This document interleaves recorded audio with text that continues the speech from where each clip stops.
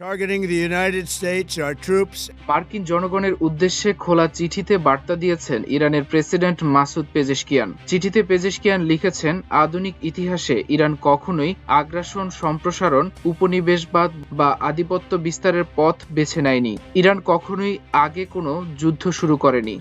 তবে যারা ইরানকে আক্রমণ করেছে তাদেরকে অত্যন্ত দৃঢ়তা ও সাহসিকতার সঙ্গে প্রতিহত করেছে। খোলা চিঠিতে তিনি ইরানকে নিরাপত্তা হুমকি হিসেবে উপস্থাপনের তীব্র বিরোধিতা করেছেন। তার মতে, ইরানকে আগ্রাসী হিসেবে তুলে ধরা ঐতিহাসিক বাস্তবতার সঙ্গে সঙ্গতিপূর্ণ।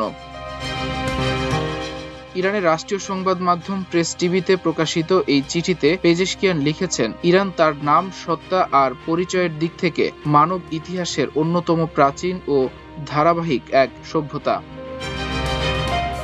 ইরানকে একটি হুমকি হিসেবে চিত্রায়িত করার পেছনে বহিরাগত স্বার্থ কাজ করেছে বলে দাবি করেন পেজেশকিয়ান। তিনি বলেন, ইরানকে হুমকি হিসেবে দেখানো ঐতিহাসিক বা দৃশ্যমান বাস্তবতার সঙ্গে সঙ্গতিপূর্ণ। এ ধরনের ধারণা মূলত ক্ষমতাধরদের রাজনৈতিক ও অর্থনৈতিক খেয়ালখুশির ফসল। নিজেদের চাপ সৃষ্টিকে বৈধতা দেওয়া, সামরিক আধিপত্য বজায় রাখা, অস্ত্র শিল্প টিকিয়ে রাখা এবং কৌশলগত বাজারগুলো নিয়ন্ত্রণ রাখার জন্য একটি শত্রু তৈরির প্রয়োজন থেকেই এমনটা করা হচ্ছে।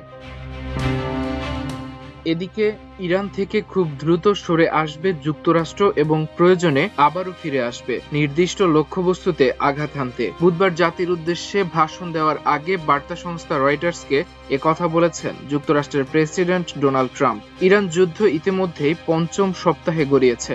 জ্বালানি তেলের দাম বাড়তে থাকায় এ যুদ্ধ থেকে বের হওয়ার উপায় খুঁজে বের করতে চাপে আছেন মার্কিন প্রেসিডেন্ট ডোনাল্ড ট্রাম্প। এ সংক্রান্ত পরবর্তী পদক্ষেপগুলো তুলে ধরতে যুক্তরাষ্ট্রের পূর্বাঞ্চলীয় সময় বুধবার রাত 9টায় ভাষণ দেওয়ার কথা রয়েছে তার।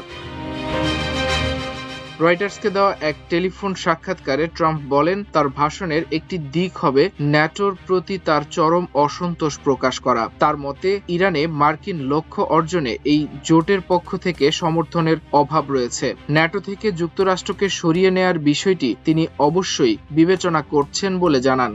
1949 সালে মার্কিন সিনেটে এই জোটের অনুমোদন দেওয়া হয়। প্রেসিডেন্ট ট্রাম্প বলেন, আমাদের যখন দরকার পড়ল তখন তারা বন্ধুর পরিচয় দেয়নি। আমরা কখনো তাদের কাছে খুব বেশি কিছু চাইনি। এটা সবসময় একতরফা ছিল। যুক্তরাষ্ট্র কখন ইরান যুদ্ধ শেষ বলে বিবেচনা করবে এমন প্রশ্নের জবাবে ট্রাম্প বলেন, আমি আপনাকে নির্দিষ্ট করে বলতে পারবো না। আমরা খুব দ্রুত সরে আসব। ট্রাম্প বলেন, তারা পারমাণবিক অস্ত্র অর্জন করতে পারবে না, কারণ তাদের এখন আর সেই সক্ষমতা নেই।